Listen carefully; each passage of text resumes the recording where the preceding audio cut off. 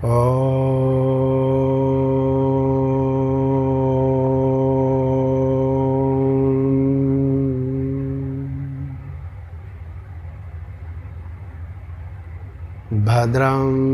कर्णेभिः शृणुयाम देवा भद्रं पश्येमाक्षभिर्यजत्राः स्थिरैरङ्गैस्तुष्टुवागुंसस्तनूभिः व्यशेमहि देवहितं यदायुः। ॐ शङ्करं शङ्कराचार्यं केशवं बादरायणं सूत्रभाष्यकृतौ वन्दे भगवन्तौ पुनः पुनः। ईश्वरो गुरुरात्मेति मूर्तिभेदविभागिने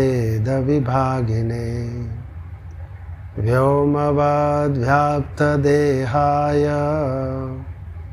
दक्षिणामूर्तये नमः। विश्वं दर्पणदृश्यमाननगरे तुल्यं निजान्तर्गतं पश्यन् आत्मनि मायया बहिरिभूत् भूतं यथा निद्रया यस्साक्षात् कुरुते प्रबोधसमये स्वात्मानमेवाद्वयं तस्मै श्रीगुरुमूर्तये नमः। इदं श्रीदक्षिणामूर्तये तस्मै श्रीगुरुमूर्तये नमः। इदं श्रीदक्षिणामूर्तये। ओम शांति शांति शांति।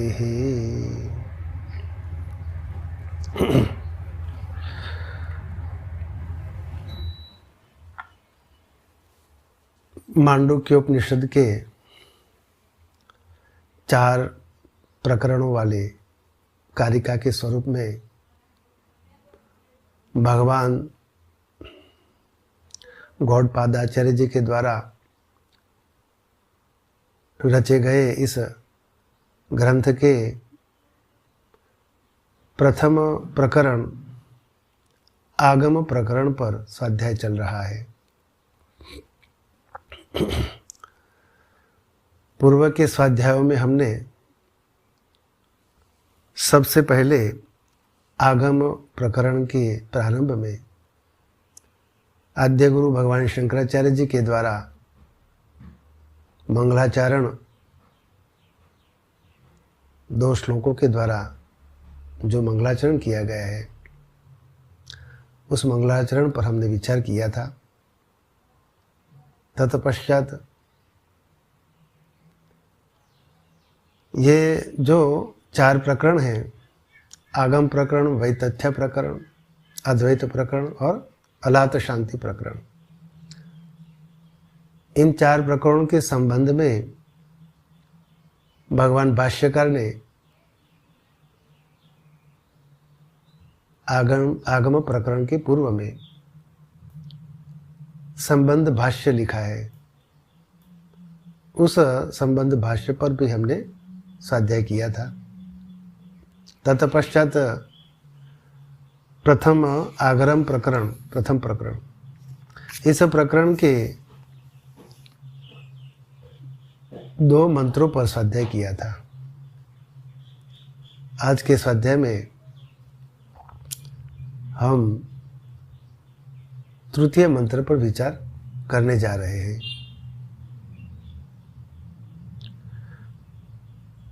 पूर्व में जो 2 मंत्रों पर हमने स्वाध्याय किया था,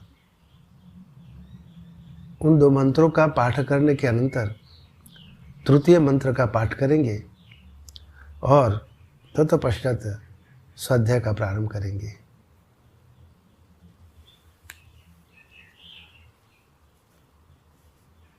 यहाँ भगवान ग्रंथकार प्रथम मंत्र से ओम ही सब कुछ है और द्वितीय मंत्र से यह सब कुछ ब्रह्म ही है। इस प्रकार ओम ही ब्रह्म है और ब्रह्म ही ओम है, इसका निरूपण किया है। तो मंत्र इस प्रकार है। मंत्र का पहले हम पाठ करेंगे। ओमित्येतदक्षरमिदघ्घं सर्वं तस्योपव्याख्यानं भूतं भवद्भविष्यदिति सर्वमोंकार एव यच्चान्यत्रिकलातीतं तदप्योंकार एव सर्वज्ञं ह्येतद् ब्रह्मायमात्मा ब्रह्म सोऽयमात्मा चतुष्पात् जागरितस्थानो बहिष्प्रज्ञः सप्तांग एकोनविंशतिमुखः स्थूलभुक् वैश्वानरः प्रथमः पादः। इस प्रकार भगवान आद्य गुरु शंकराचार्य जी ने अपने भाष्य में प्रथम मंत्र से ओम यह अक्षर ही सब कुछ है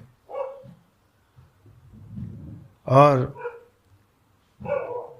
तस्य उपव्याख्यानम भूतम भवत् भविष्यदिति सर्वम ओंकारेव। यह ओम ही सब कुछ है, ओम यह अक्षर ही सब कुछ है। यह जो भूत भविष्यत और वर्तमान जो कुछ भी है उसकी यह व्याख्या है ओंकार के स्वरूप से। इसलिए ओंकार एव यह सब कुछ ओंकार ही है। इसके सिवा यच्चान्यत्रिकालातीतं तदप्योंकार एव, इसके सिवा ये तीन जो काल है, तीनों कालों में जो परिच्छेद्य है वह सब ओंकार ही है और इन तीनों कालों से भी जो परे है वह भी ओंकार ही है। इसके सिवा जो अन्य त्रिकालातीत वस्तु है, यानी जो अपने कार्य से ही विदित होता है, जो अपने कार्य से ही विदित होता है, यानी यह जो चराचरात्मक जगत जिसका कार्य है वह अव्याकृत सतस्वरूप वह भी ओंकार ही है।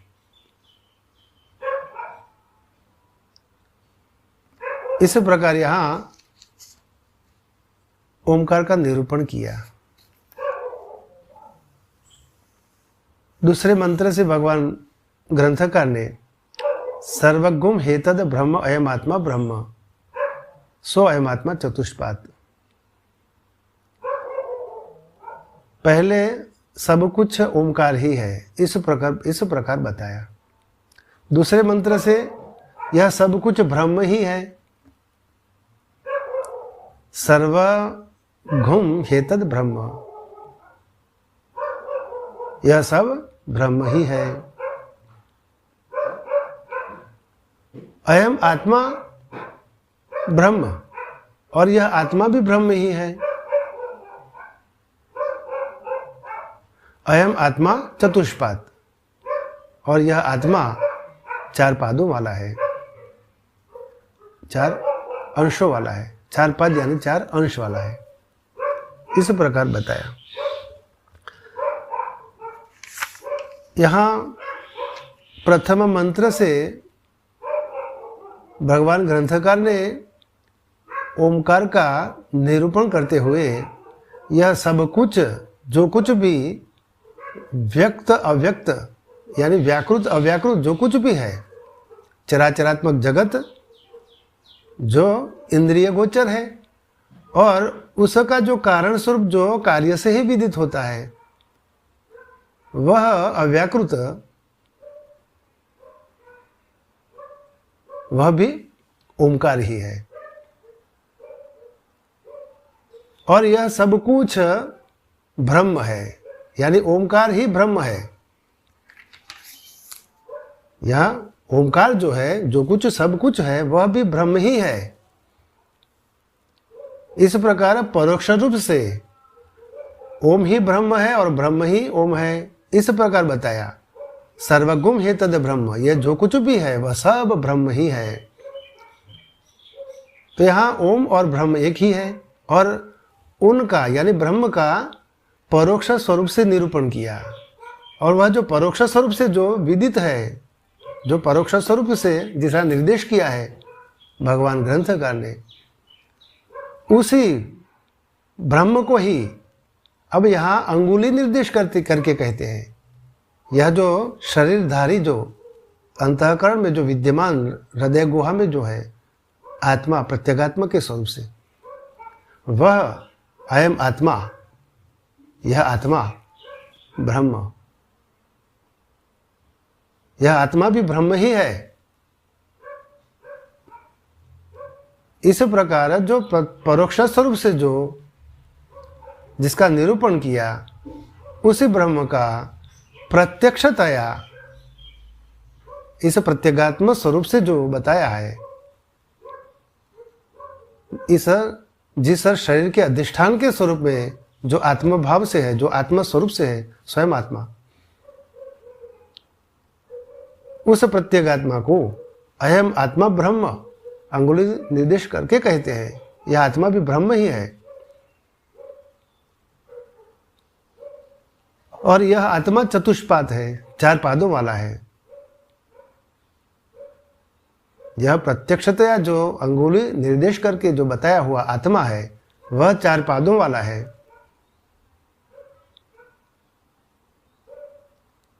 इस प्रकार द्वितीय मंत्र से निरूपण किया। ब्रह्म, ओम और आत्मा, तो जो कुछ भी है वह ब्रह्म है, जो कुछ भी वह ओम है, जो परोक्ष रूप से अनुभव में आता है, और जो अनुभव में नहीं भी आता है, इस प्रकार का व्यक्त और अव्यक्त, वह ओम है, वही ब्रह्म है। और यह जो इस देह के अंदर जो आत्मा है, वह भी ब्रह्म ही है। तो इस यहाँ क्या हुआ, यहाँ तत्वमसि,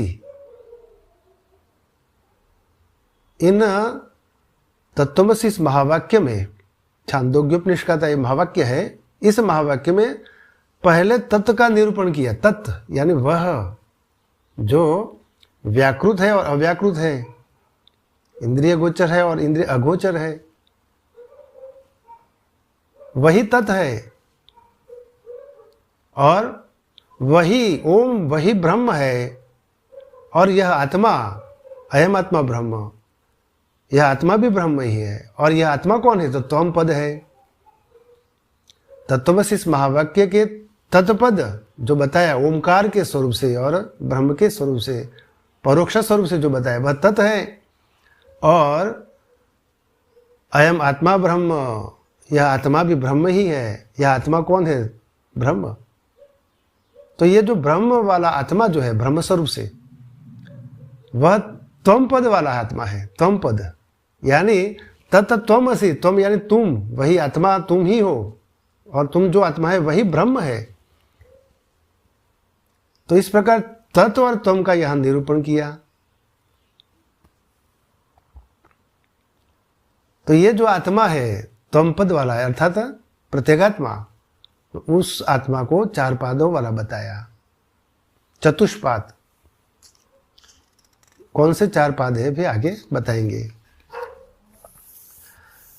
तो अब यहां भगवान ग्रंथकार तृतीय मंत्र से आत्मा के प्रथम पाद वैश्वानर के स्वरूप से बताते हैं।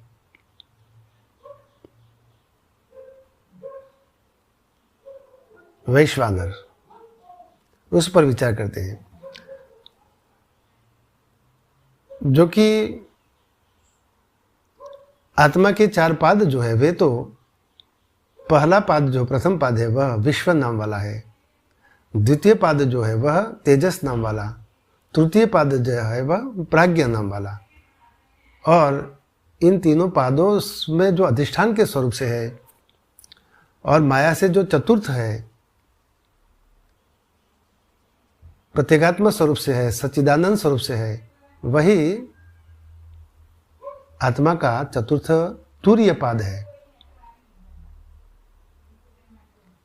लेकिन यहाँ भगवान ग्रंथकार ने प्रथम पाद जो विश्व नाम वाला है उसकी जगह, उसके स्थान पर वैश्वानर आत्मा को बताया, और ये वैश्वानर आत्मा के विषय में ये मंत्र है, और इसका जो भाष्य भगवान आद्य गुरु शंकराचार्य जी ने किया है, इस भाष्य में यह जो शंका बताई गई है कि यहाँ जो अयम आत्मा ब्रह्म बताया, अयम आत्मा यानी यह आत्मा ही ब्रह्म है, और यह आत्मा 4 पादों वाला है, जिस प्रसंग आत्मा का ही था 4 पादों वाला। लेकिन यहाँ वैश्वानर किस प्रकार से बताया उस पर हम विचार करेंगे। इस भगवान आद्य गुरु शंकराचार्य जी ने जो भाष्य किया है उस भाष्य में बताया है, उस पर थोड़ा विचार करेंगे। लेकिन अभी हम इस मंत्र का पाठ करेंगे, तत्पश्चात मंत्र के अर्थ और भाष्य पर विचार करेंगे। मंत्र पाठ करते हैं। जागरित स्थानो बहिष्प्रज्ञ सप्तांग 19 मुखः स्थूलभुक् वैश्वानरः प्रथमः पादः। यहाँ आत्मा के प्रथम पाद में वैश्वानर का निरूपण किया है। प्रथम शब्द है जागृत स्थानो। जागृत अवस्था जिसका स्थान है, जागृत अवस्था, तो आत्मा की 3 अवस्था भी है।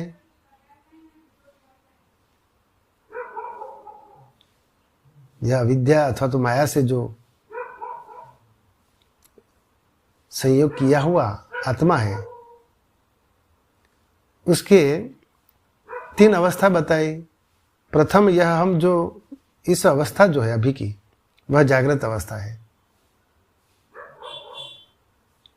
निद्रा अवस्था में जब स्वप्न आता है, उस स्वप्न अवस्था द्वितीय अवस्था है। प्रथम जागृत अवस्था, द्वितीय स्वप्न अवस्था।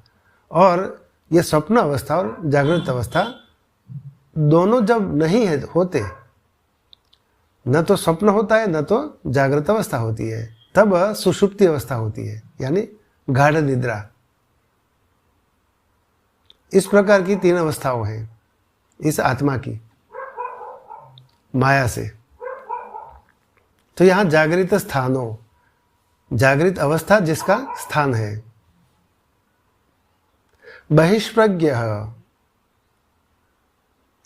बाहर के विषयों को प्रकाशित करने वाला, वह बहिष्प्रज्ञ, जो बहिष्प्रज्ञ है, यानी बाह्य विषयों को प्रकाशित करने वाला बहिष्प्रज्ञ। सप्तांग, 7 अंगों वाला।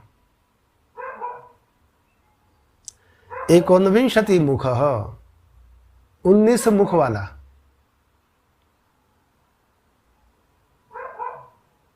स्थूलभुक्, स्थूल विषयों का भोग करने वाला, स्थूल विषयों का भोक्ता।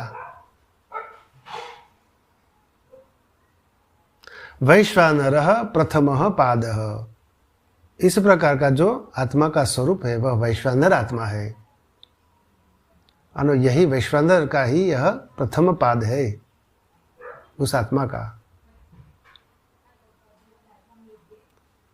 इस प्रकार जागृत अवस्था जिसकी अभिव्यक्ति का स्थान है, अर्थात जागृत अवस्था में ही वह स्वयं को अभिव्यक्त करता है, बाहर के विषयों को प्रकाशित करता है और 7 अंगों वाला है, 19 मुख वाला और स्थूल विषयों का भोक्ता है, वह वैश्वानर प्रथम पाद है। तो यहां वैश्वानर के स्वरूप से यहां निरूपण किया है। विश्व नाम वाला जो देहात्म भाव में जो स्थित है, उस आत्मा के संबंध में यह मंत्र नहीं है।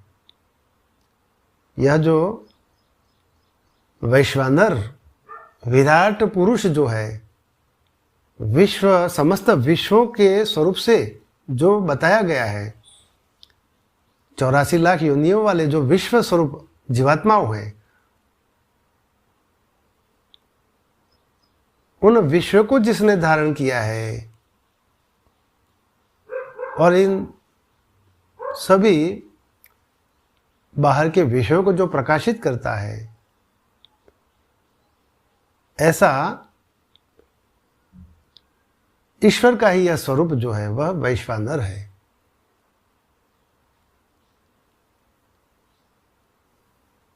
स्थूल भोग करने वाला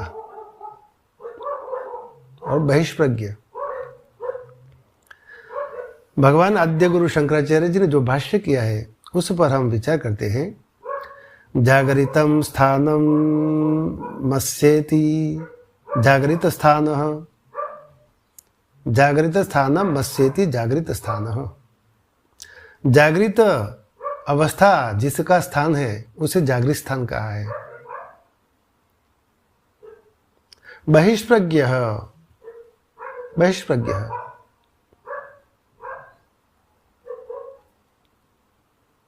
स्वात्मा व्यतिरेक्ते विषय प्रज्ञा यस्य स बहिष्प्रज्ञो।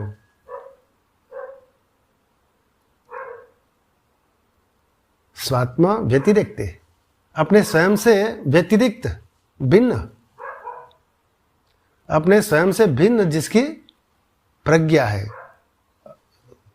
स्वप्न अरे बहिष्प्रज्ञ यानी स्वात्मा व्यतिरिक्त विषय, अपने स्वयं से भिन्न विषयों में जिसकी प्रज्ञा है वह बहिष्प्रज्ञ है।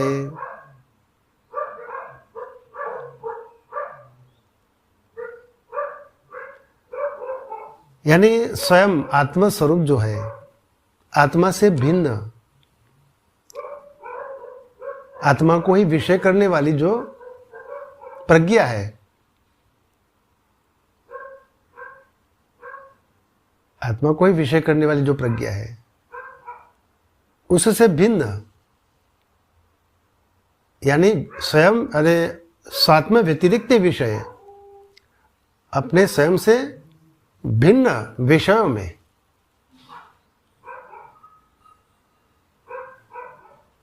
प्रज्ञा यस्य, जिसकी प्रज्ञा है, जिसकी बुद्धि है, उसे बहिष्प्रज्ञ कहते हैं। बहिर्विषयेव प्रज्ञा विद्या कृता भासत इति अर्थः। बहिः विषयेव प्रज्ञा अविद्याकृत अवभासत, यानी अर्थात जिसकी अविद्याकृत बुद्धि, जिसकी बुद्धि आत्मा को ही विषय करने वाली नहीं है और अविद्या से, काम कर्म से जो दूषित हुई है बुद्धि, इस प्रकार की बुद्धि अविद्याकृत बुद्धि बाहर के विषयों से संबद्ध सी भासती है। बहिः विषयव अवभासत, बाहर के विषयों में विषयों से संबद्ध सी भासती है, वास्तव में संबंध नहीं होता। बुद्धि जब आत्मा को ही विषय करती है तब आत्मस्वरूप हो जाती है, लेकिन वही बुद्धि जब आत्मा से भिन्न होकर यानी अविद्याकृत काम कर्म से जब दूषित हो जाती है, तब वही बुद्धि, अविद्याकृत बुद्धि बाहर के विषयों से संबद्ध सी भासती है, वास्तव में कोई संबद्ध नहीं होता। अविद्या से ही यह संयोग करती हुई बाहर के विषयों से संबद्ध सी भासती है। क्योंकि आत्मा जो है, उस आत्मा का किसी भी अनात्म तत्व से किसी भी प्रकार का संबद्ध नहीं है। इस प्रकार वह अविद्याकृत बुद्धि बाहर के विषय से संबद्ध सी भासती है तथा इस प्रकार सप्तांगानि अस्य सप्तांगान यस्य, जिसके सात मुख है, सप्तांगान यस्य जिसके सात मुख है, तस्य हवा एतस्य आत्मनो। अब यहाँ भगवान आदि गुरु शंकराचार्य जी ने यह जो छांदोग्योपनिषद है, उस छांदोग्योपनिषद के 5वें अध्याय के 18वें खंड में द्वितीय मंत्र से यह वैश्वानर जो आत्मा है, उस वैश्वानर आत्मा के अंगों का निरूपण किया है, 7 अंगों का। तो यह श्रुति का जो प्रमाण है, वही श्रुति वचन, उस श्रुति के द्वारा उस वैश्वानर आत्मा के जो 7 अंग है उस पर विचार किया है। तो यहां तस्य हवा एतस्यात्मनो वैश्वानरस्य, इस उस वैश्वानर आत्मा का मूर्धेव सुतेजः। प्रथम हम इसका मंत्र का पाठ करते हैं, तत्पश्चात हम विचार करेंगे। तस्य हवा एतस्यात्मनो वैश्वानरस्य मूर्धेव सुतेजाश्चक्षुर्विश्वरूपः प्राणः पृथक् वर्त्मात्मा संदेहो बहुलो बस्तिरेव रैः पृथिव्येव पादौ इत्यग्निहोत्रकल्पना शेषत्वेन आहवनीयो अग्निरस्य मुखत्वेनोक्त इत्येवं सप्तांगानि यस्य स सप्तांगः। इस प्रकार के 7 अंग हैं। तस्य हवा एतस्य आत्मनो वैश्वानरस्य, इस उस वैश्वानर आत्मा का मूर्धेव सुतेजः, सुतेजः यानी द्युलोक, द्युलोक ही उसका मूर्धा है। मूर्धा यानी सिर है। यह विराट के स्वरूप से वैश्वानर आत्मा का वर्णन किया गया है। अधिदेव के स्वरूप से, अध्यात्म के स्वरूप से आत्मा का वर्णन है, प्रत्येगात्मा का, लेकिन अधिदेव के स्वरूप से अधिदेव आत्मा और अध्यात्म आत्मा दोनों एक ही है, दोनों एक ही है। उनमें कोई भेद नहीं है आत्मा में, लेकिन भेद केवल माया का, अविद्या का ही भेद है, माया से ही भेद है। उस पर विचार बाद में करेंगे। तो यह जो वैश्वानर आत्मा है, उस आत्मा का द्युलोक ही सिर है। अधिदेव के स्वरूप से चक्षुः विश्वरूपः, चक्षु विश्वरूपः, विश्वरूपः यानी सूर्य, आदित्य। यह सूर्य ही उस वैश्वानर आत्मा का चक्षु है। प्राणः पृथक् वर्त्मात्मा, पृथक वर्त्मात्मा यानी यह जो विराट वायु जो है, अधिदेव के स्वरूप से जो वायु जो स्थित है, जो वायु वहन करता है, वही वायु इस वैश्वानर आत्मा का प्राण है।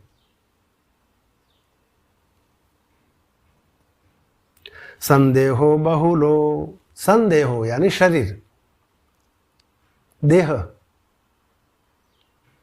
बहुलो यानी यह मध्याकाश, आदित्य मंडल, द्युलोक से लेकर पृथ्वी तक बीच में जो मध्य आकाश होता है, वही मध्यस्थान ही उसका शरीर है, उस वैश्वानर का शरीर है। बस्ती रेव रही, बस्ती रेव, बस्ती ही एव रही, बस्ती यानी मूत्र स्थान, और रही यानी जो अन्न का कारण रूप जो जल है, वह जल ही उस वैश्वानर का मूत्र स्थान है। बस्ती ही रेव रई, रई ही, बस्ती रेव रई ही, इस प्रकार। पृथिव्यव पादौ, पृथिव्येव पादौ, पृथ्वी एव पादौ, यह जो पृथ्वी है वह पृथ्वी ही चरण है। उस वैश्वानर का चरण यह पृथ्वी ही है। इस प्रकार 6 अंग बताए। अब 7वां जो अंग है वह मुख है। वैश्वानर का मुख क्या है, इस पर बताते हैं। इत्यग्निहोत्र कल्पना शेषत्वेन आहवनीयो अग्नि ही यस्य मुखत्वेन उक्त इति एवं सप्तांगानि यस्य स सप्तांगः। और जो इस अग्निहोत्र, इस श्रुति जो बताई है, यह जो श्रुति बताई छांदोग्योपनिषद की, इसके अनुसार ही अग्निहोत्र कल्पना में, इसमें अग्निहोत्र की कल्पना की गई है विराट वैश्वानर आत्मा के शरीर के स्वरूप में। तो उसमें उसकी जो उसका जो मुख है, 7वां अंग जो इस वैश्वानर का, वह आहवनीय अग्नि, उसका 7वां मुख है, आहवनीय अग्नि। तो आहवनीय अग्नि ये कौन सा अग्नि है, इस पर विचार करते हैं तो ये द्विजोत्तम लोग जो है वे प्रातःकाल और सायंकाल में अग्निहोत्र करते हैं। उस अग्निहोत्र में 3 प्रकार की अग्नि का चयन करते हैं, और ये 3 प्रकार जो अग्नि है उनमें प्रथम जो है वह गार्हपत्याग्नि, जो गृहस्थ में अग्नि जो बाहर होता है, गृहस्थ में जो अग्नि प्रदीप्त होता है वह अग्नि गार्हपत्य अग्नि होता है। और आहवनीय अग्नि यानी जो हवन के अंदर जो होता है, हवन कुंड में, यज्ञ कुंड में जो प्रदीप्त अग्नि होता है, जिसमें आहुति डाली जाती है, होम किया जाता है, उस अग्नि को आहवनीय अग्नि कहते हैं। और तीसरा अन्वाहार पचन अग्नि, अर्थात दक्षिणाग्नि। और ये जो दक्षिणाग्नि जो है वह गार्हपत्य अग्नि जो होता है उसके दक्षिण में होता है।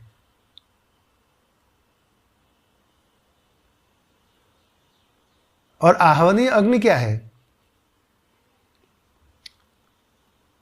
आहवनीय अग्नि, उसका शरीर का जो निरूपण किया है उपनिषदों में, प्राण, आकाश, द्युलोक और विद्युत, ये उस वैश्वानर के आहवनीय अग्नि है, उस आहवनीय अग्नि के शरीर है।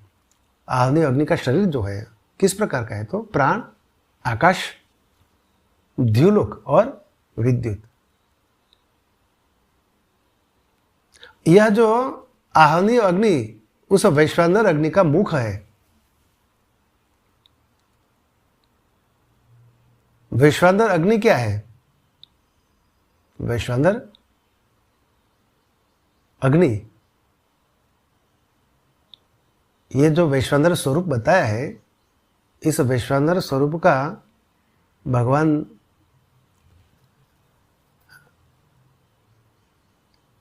आदिदेविक स्वरूप से बताया है।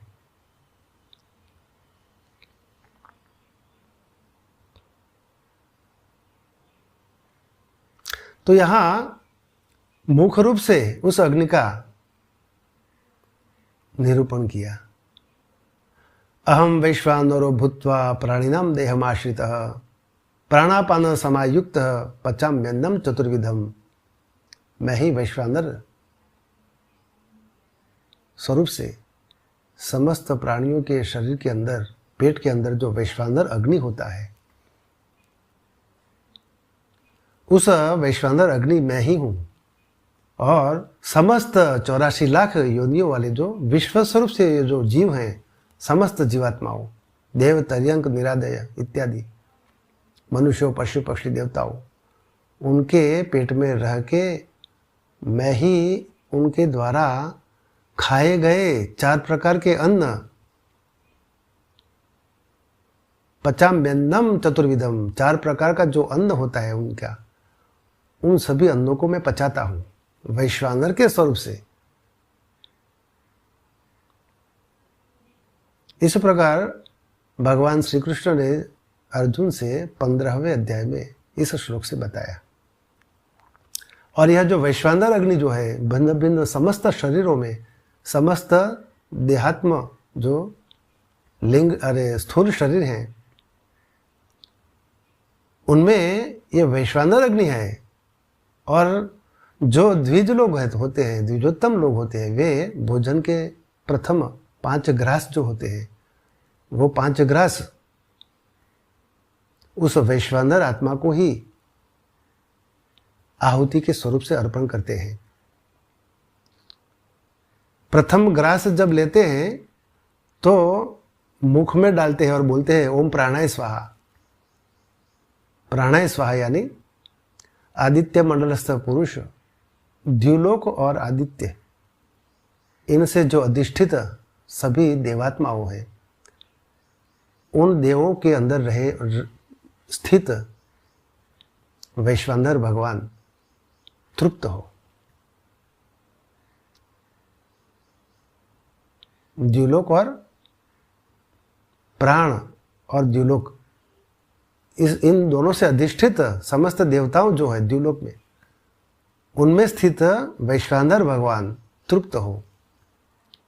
क्योंकि वैश्वानर भगवान भिन्न भिन्न स्वरूप से भिन्न भिन्न जीवात्माओं में है। अपानाय स्वाहा, प्रथम प्राणाय स्वाहा, द्वितीय अपानाय स्वाहा, यानी पृथ्वी और अग्नि अधिष्ठित समस्त ये देहधारी जो जीव हैं, उनके अंदर जो वैश्वानर स्वरूप से भगवान जो स्थित है, वैश्वानर आत्मा, उनको द्वितीय आहुति देते हैं। पृथ्वी और अग्नि अधिष्ठित समस्त ये मृत्युलोक पर जीवात्माओं जो है उनके लिए, उनमें जो वैश्वानर भगवान है, वैश्वानर आत्मा है, उनका दूसरा जो ग्रास है ओम अपानाय स्वाहा। ओम व्यानाय स्वाहा, यानी चंद्रमा और दिशाओं के अधिष्ठान में जो भिन्न भिन्न जीवात्मा है, उन जीवात्माओं में जो वैश्वानर आत्मा स्वरूप से परमात्मा जो है, उनके लिए तृतीय आहुति, तृतीय ग्रास उनको अर्पण किया जाता है। ओम व्यानाय स्वाहा, इस प्रकार। ओम उदानाय स्वाहा, यानी वायु और आकाश के अधिष्ठान में जो कुछ जीवात्मा जो है, उन जीवात्माओं में जो ये वैश्वानर आत्मा विद्यमान है, उन वैश्वानर आत्मा को उदानाय स्वाहा के स्वरूप से चौथी आहुति दी जाती है, चौथा ग्रास उनको अर्पण किया जाता है। और 5वां जो ग्रास है, 5वीं जो आहुति है, वह समानाय स्वाहा, समानाय स्वाहा, ओम समानाय स्वाहा, यानी पर्जन्य और विद्युत के अधिष्ठान में जो जीव हैं, पर्जन्य और विद्युत के अधिष्ठान में जो जीव हैं, उन जीवों में यह जो वैश्वानर आत्मा स्वयं ईश्वर परमात्मा जो है, उनको ये 5वीं आहुति अर्पण करते हैं। तो ये 5 प्राणों स्वरूप भिन्न भिन्न इस समस्त विश्व में यह वैश्वानर आत्मा ईश्वर स्वयं ही विद्यमान है, और वे ही इन सब का भोक्ता है। समस्त अन्नों का भोक्ता वैश्वानर आत्मा ही है। इसलिए जो द्विजोत्तम जो होते हैं वे भोजन के पूर्व में प्रथम 5 ग्रास, इस प्रकार उस वैश्वानर स्वरूप यह जो अग्नि जो है जठराग्नि, उस जठराग्नि स्वरूप वैश्वानर को अर्पण करते हैं, यही वैश्वानर। और यह वैश्वानर जठराग्नि के स्वरूप में समस्त 84 लाख योनियों वाले समस्त देहधारी जीवों में विद्यमान है, अभिन्न है। इन सभी विश्व नाम वाले जीवों से वे अभिन्न है। आगे बताएंगे इस पर। इस प्रकार उस वैश्वानर आत्मा का ये जो 7 अंग बताएं। आगे भगवान भाष्य में लिखते हैं, तथैकोनविंशति मुखान यस्य, तथैकोनविंशति मुख, तथैकोनविंशति ही मुखान यस्य, और तथा जिसके 19 मुख है, तथैकोन तथा एकोनविंशति मुख, और जिसके 19 मुख है। किस प्रकार के? बुद्धिन्द्रियाणि कर्मेन्द्रियाणि च 10, वायवश्च प्राणादयः 5, मनोबुद्धिरहंकारश्चित्तम् इति मुखान इव मुखानि तान्युपलब्धि द्वाराणि इत्यर्थः। 19 मुख, इस प्रकार के 19 मुख।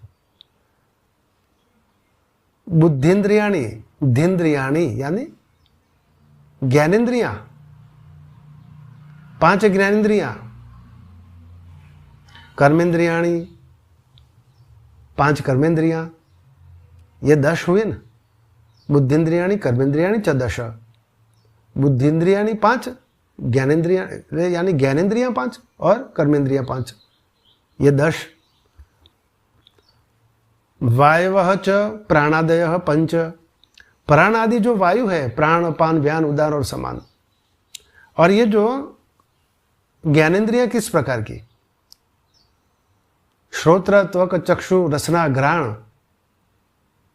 श्रोत्र त्वक चक्षु रसना घ्राणाख्य पंचधीन्द्रियाणि, ये 5 ज्ञानेन्द्रियां। वाक पाणी पाद पायु और उपस्थ, ये 5 कर्मेंद्रियां। वाणी, 2 हाथ 2 पैर, गुदा और मूत्रस्थान, ये 5 कर्मेंद्रियां। 5 प्रकार के वायु यानी 5 प्राणवायु, प्राण अपान व्यान उदान और समान, ये 5 प्राणवायु के 5 वायु, 15 हुए। और अंतःकरण के स्वरूप से मन बुद्धि चित्त और अहंकार, ये 19 उस वैश्वानर आत्मा के उपलब्धि के द्वार होने से उसके मुख कहे हैं। तथैकोनविंशतिर्मुखान्यस्य बुद्धिन्द्रियाणि कर्मेन्द्रियाणि च 10, वायव्यश्च प्राणादयः 5, मनो बुद्धिरहंकारश्चित्तम् इति मुखान एव।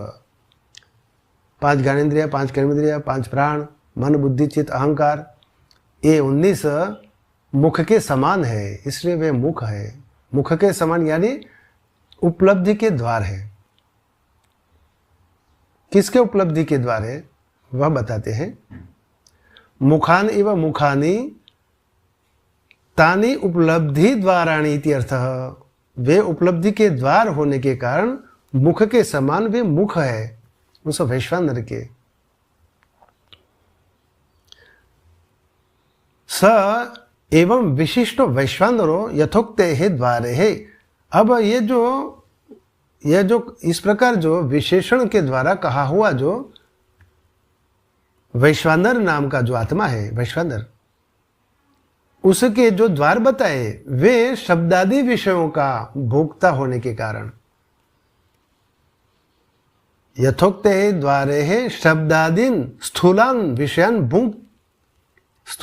विषयान भुंक्त, स्थूल विषयों का भोग करने वाला होने के कारण, इति स्थूल बुक, इसलिए वह स्थूल बुक है। स्थूल बुक वैश्वानर प्रथम पादः। ये 19 उपलब्धि के जो द्वार है, 5 ज्ञानेंद्रिय, 5 कर्मेंद्रिय, 5 प्राण, मन, बुद्धि, चित्त और अहंकार, ये इस वैश्वानर आत्मा के उपलब्धि के द्वार है, मुख के समान मुख है। और वे ये 19 ये वैश्वानर आत्मा जो है वह इन 19 द्वारों के द्वारा, उपलब्धि के जो द्वार है उनके द्वारा ही शब्दादि विषयों का भोग करता है। शब्द, स्पर्श, रूप, रस और गंध, इस प्रकार के शब्दादि विषयों का स्थूल भोग करता है। ये शब्दादि स्थूल विषय हैं, उनका भोग करता है, इसलिए वह स्थूल भोग कहा गया है। स्थूल भोग। आगे वैश्वानर किस प्रकार से है, उस आत्मा को वैश्वानर क्यों कहा है, इस पर बताते हैं। विशेषाम नरणाम अनेकदा नयनाद वैश्वानरः। विशेषम नरणाम अनेकदा नयनाद वैश्वानरः। ये विश्व नाम वाले जो नर है, विश्व के समस्त वह विश्व संपूर्ण नर, अनेक प्रकार की संपूर्ण नर, विश्व नाम वाले जो नर है, उन सभी नरों को अनेक प्रकार की योनियों में नयन यानी वहन करने के कारण वह वैश्वानर कहलाता है। अथवा यद्वा विश्व विश्व च असौ नरः च इति विश्वानरः। अथवा वह जो विश्व, समस्त विश्व जो है, विश्व नाम वाले जीव, वे नर रूप है, इसलिए विश्वानर है।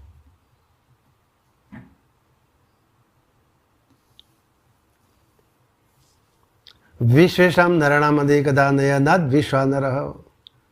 ये विश्व नाम वाले जो भिन्न भिन्न देव, तिर्यंक, नरादय, देवताओं, पशु पक्षी, मनुष्यों, इन सभियों के, सभी देहधारी जीवों के अपने कर्माधीन एक योनि से दूसरी योनि में यह जो ले जाने वाला, वहन करने वाला होने के कारण उसे वैश्वानर आत्मा कहा है।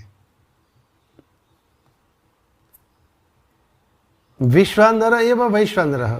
और ये जो अथा तो यद्वा विश्व च असौ नरः च इति विश्वानर, ये समस्त विश्व नाम वाले जो नर है, विश्व नाम वाले नर, नर रूप है। विश्व नाम वाले ये जो जीव है, विश्व, वह नर रूप है होने के कारण इसलिए वह विश्वानर है। और विश्वानर ही वैश्वानर है। विश्व नाम वाले जो जीव है वही विश्वानर है, और ये विश्वानर ही वैश्वानर है। स्वार्थ में तद्धित अण प्रत्यय होने से वह वैश्वानर है, वह वैश्वानर कहलाता है। और सर्वपिंडात्मा, सर्वपिंडात्मा अनन्यत्वात् सप्रथमः पादः। और समस्त पिंडात्माओं यानी पिंडात्मा यानी देहधारी आत्मा, समस्त देहधारियों जीव है जो देवताओं, मनुष्यों, पशु पक्षी इत्यादि 84 लाख योनियों वाले जो समस्त देहधारी पिंडात्मा यानी देहधारी आत्माओं, उनसे वह अभिन्न होने के कारण ही वह प्रथम पाद है। तो यहां प्रथम पाद वैश्वानर बताया, इसलिए बताया। तो यह वैश्वानर और विश्व, ये दोनों में जो भेद है वह माया और अविद्या से भेद है। एक मायापति विश्वानर है, वैश्वानर है, और दूसरा अविद्या से वशीभूत विश्व है। एक ही अधिष्ठातृ परमात्मा, उन परमात्मा के दो भिन्न भिन्न अधिष्ठानों में यह एक माया से है और दूसरा अविद्या से है।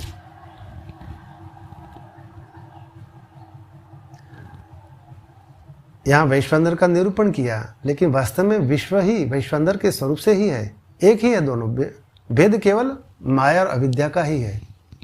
किस प्रकार से, तो उस पर हम जो विचार करने जाएंगे तो पंचदशी में भगवान पंचदशी काल ने इस पंचदशी के श्लोकों में बताया है कि जो परमात्मा है चिदानंदमय ब्रह्म, चिदानंदमय ब्रह्म, उसी परब्रह्म परमात्मा के एक चित्त प्रतिबिंब, उस चिदानंद में ब्रह्म का ही चित्त प्रतिबिंब माया से संयोग कर रहता है, माया को अपने वश में रखता है। वह माया किस प्रकार की? शुद्ध सत्व प्रधान प्रकृति, वही माया। उस माया को अपने वश में रखते हुए सर्वज्ञत्व इत्यादि लक्षण वाले वह ईश्वर है, माया से युक्त। वह ब्रह्म का ही अधिष्ठान, परमात्मा का ही अधिष्ठान स्वरूप माया में ही है। वह ईश्वर के स्वरूप से है, जो सबका शासक है, सर्वज्ञ इत्यादि लक्षण वाले हैं। और वही चिदानंदमय ब्रह्म ने चिदाभास स्वरूप से ये जो सत्वगुण रजोगुण और तमोगुण की अल्पमात्रा से मिश्रित सत्व प्रधान प्रकृति जो मलिनता को प्राप्त की हुई है, उस मलिन सत्व प्रधान प्रकृति उससे वशीभूत है। और उस प्रकृति मलिन सत्व प्रधान प्रकृति को ही अविद्या कहा है। एक माया, दूसरी अविद्या। माया शुद्ध सत्व प्रधान है और वह ईश्वर की शक्ति है। और ये जो तीन गुण वाली जो प्रकृति है, मलिन सत्व प्रधान प्रकृति, उस प्रकृति को अविद्या कहा है। और ये जो अविद्या में वशीभूत होते हुए जो ब्रह्म का, परमात्मा का जो चिदाभास है, उसे जीव भाव से कहा गया है, जीवात्मा। और यह जो जीवात्मा है, उसी ने यह कारण शरीर में अभिमान किया। यह कारण शरीर ही अविद्या है। अविद्या वही कारण शरीर, उसमें अभिमान किया उस जीवात्मा ने, तो वह प्राज्ञ नाम वाला हुआ। और इस कारण शरीर में ईश्वर ने अभिमान किया शुद्ध सत्व प्रधान प्रकृति के स्वरूप से, वह ईश्वर के स्वरूप से है।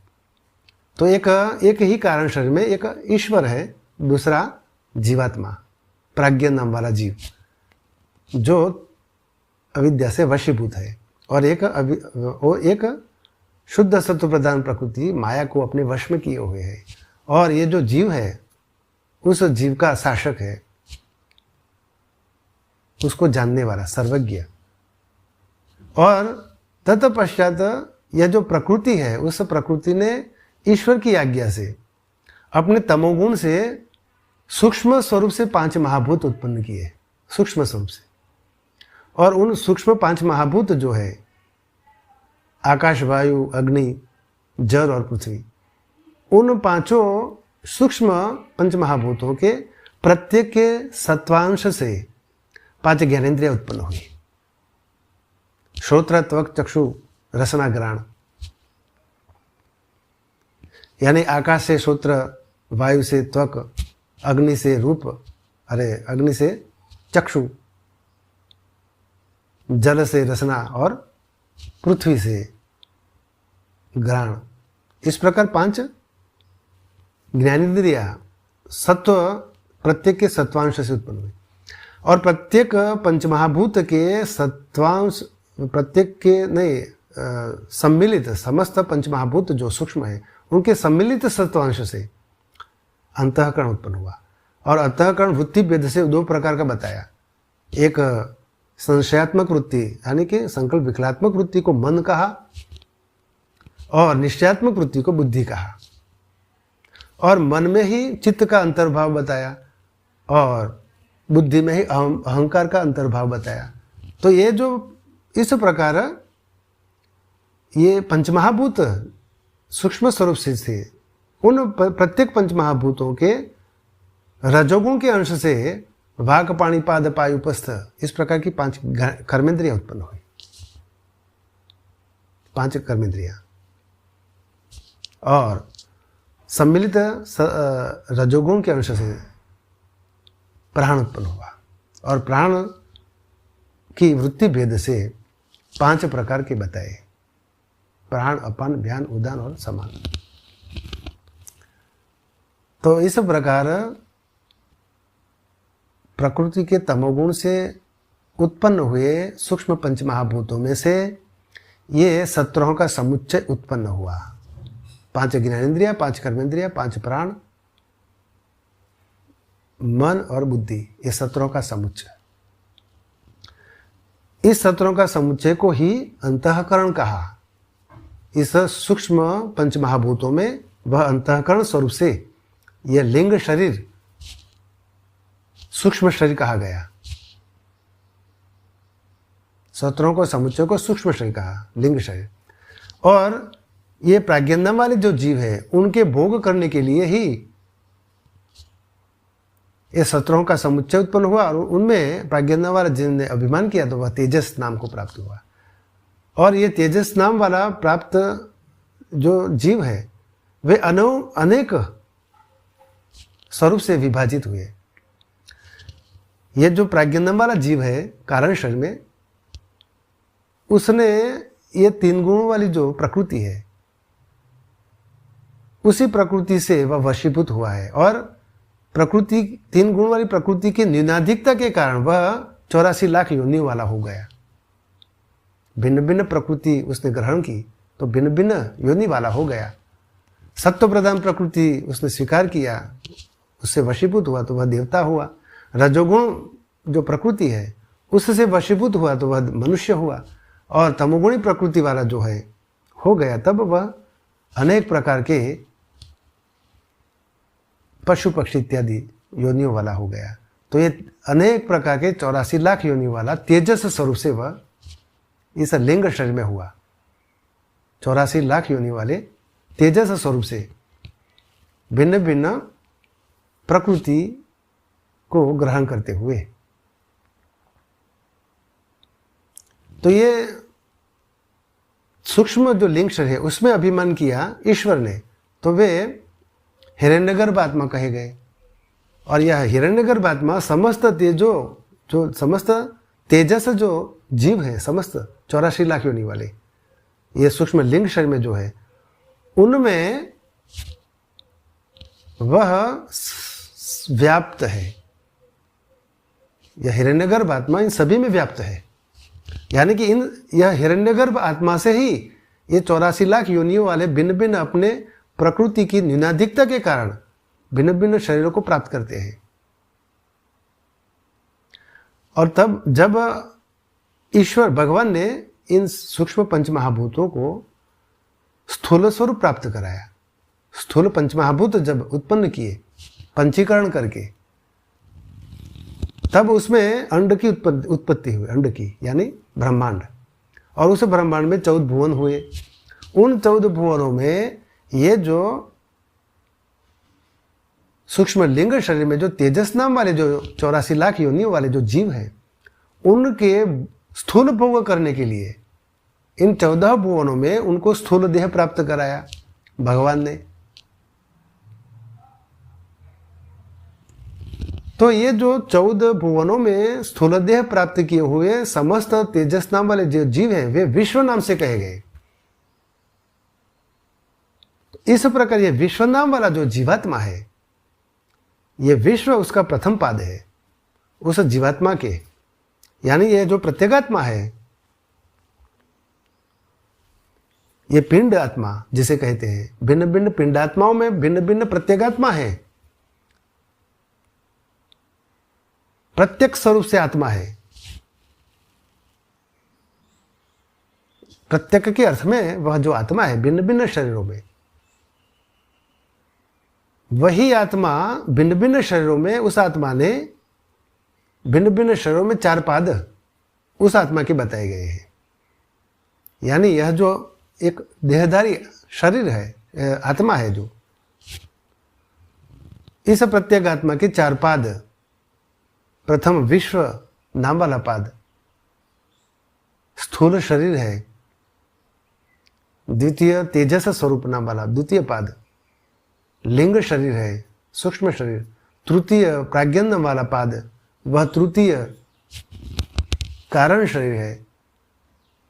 तो इन सभी विश्व नाम वाले शरीरों में यह जो वैश्वानर आत्मा जो है, यानी कि ये ईश्वर ने जो लिंग शरीर में अभिमान किया तो वह हिरण्यगर्भ आत्मा के नाम से कहे गए। वही हिरण्यगर्भ आत्मा इन सभी विश्व नाम वाले जीव में उनसे अभिन्न है।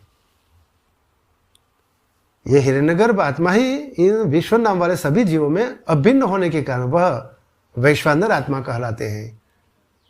और वही वैश्वानर आत्मा परमात्मा ईश्वर का ही स्वरूप है। इसलिए भगवान ने गीता में अर्जुन से जो कहा है, अहम वैश्वानरो भूत्वा प्राणिनाम देहमाश्रित प्राणापानो समायुक्त पचाम्यन्नम चतुर्विधम, यही हिरण्यगर्भ आत्मा का ही यह स्थूल स्वरूप वैश्वानर आत्मा। और समस्त विश्व नाम वाले जीवों में वह अभिन्न होने के कारण वह प्रथम पाद है।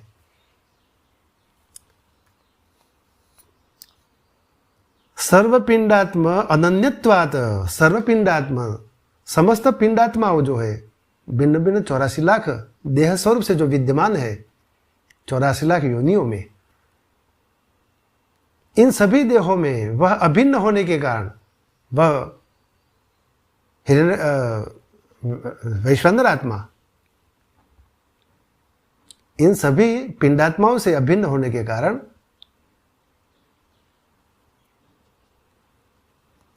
वह प्रथम पाद है। इस आत्मा का प्रथम पाद। एतत् पूर्वकत्व एतत् पूर्वकत्वाद् उत्तरपाद अधिगमस्य प्राथम्यमस्य। तो ये जो प्रथम पाद क्यों है, क्योंकि एतत् पूर्वकत्वात् उत्तर पाद अधिगमस्य, उत्तर पाद अधिगमस्य यानी ये जो परावर्ती पादों हैं, जो तेजस नाम वाला पाद और प्राज्ञ नाम वाला पाद इत्यादि, इन पादों का ज्ञान जो है उनसे पूर्व में इसी पाद का ज्ञान होता है, वैश्वानर पाद का। इसलिए पूर्व में जो जिसके पूर्व में जिसका ज्ञान होता है वही प्रथम पाद है। परावर्ती पादों का ज्ञान पहले, इसका ज्ञान होने पर ही यह प्रथम पाद है। परावर्ती पाद कौन से? तेजस नाम वाला द्वितीय पाद, प्राज्ञ नाम वाला चतुर्थ तृतीय पाद, और इन तीनों पादों से जो परे माया से चतुर्थ जो पाद है तुरीय पाद, उसका भी ज्ञान जब होता है, इन तीनों पादों के पहले प्रथम इस वैश्वानर पाद का ज्ञान होने के कारण ही वह प्रथम पाद है। तत्पश्चात ही तीनों पादों का ज्ञान होता है।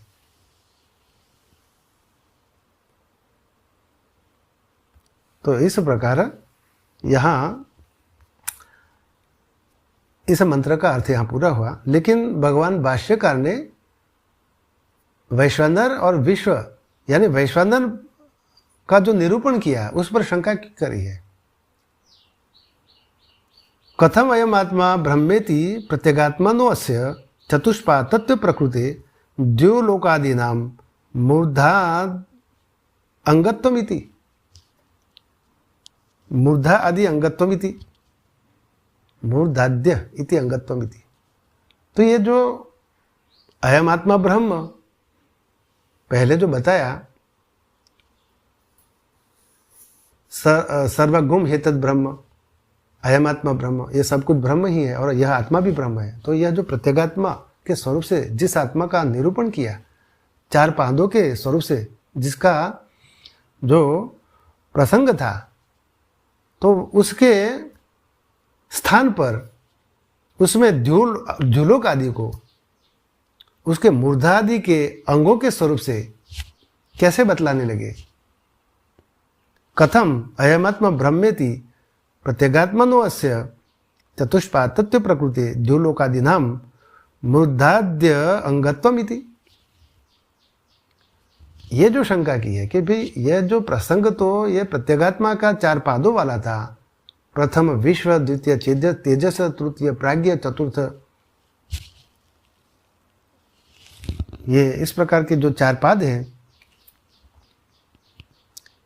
तो ये प्रसंग था। लेकिन यहाँ तो अधिदेव में जो बताए गए वैश्वानर के स्वरूप से और वैश्वानर के जो अंग है उनका जो स्वरूप बतलाया है वह किस प्रकार से बतलाने लगे, इस प्रकार यहाँ प्रश्न किया, शंका। उसका समाधान भी किया है, लेकिन समाधान तो हमने जो ये भाष्य किया उसमें आ ही गया है, समाधान तो आ ही गया है, लेकिन इस समाधान में भी हम कल विचार करेंगे। लेकिन क्योंकि ये समाधान और ये शंका ये इस भाष्य में विस्तार से बताया है, भगवान भाष्यकार ने भिन्न भिन्न उपनिषदों के श्रुति वाक्यों के प्रमाण सहित इसका समाधान किया है। इसलिए आज का स्वाध्याय हम विराम लेते हैं, शेष जो है वह कल करेंगे। हरिओम।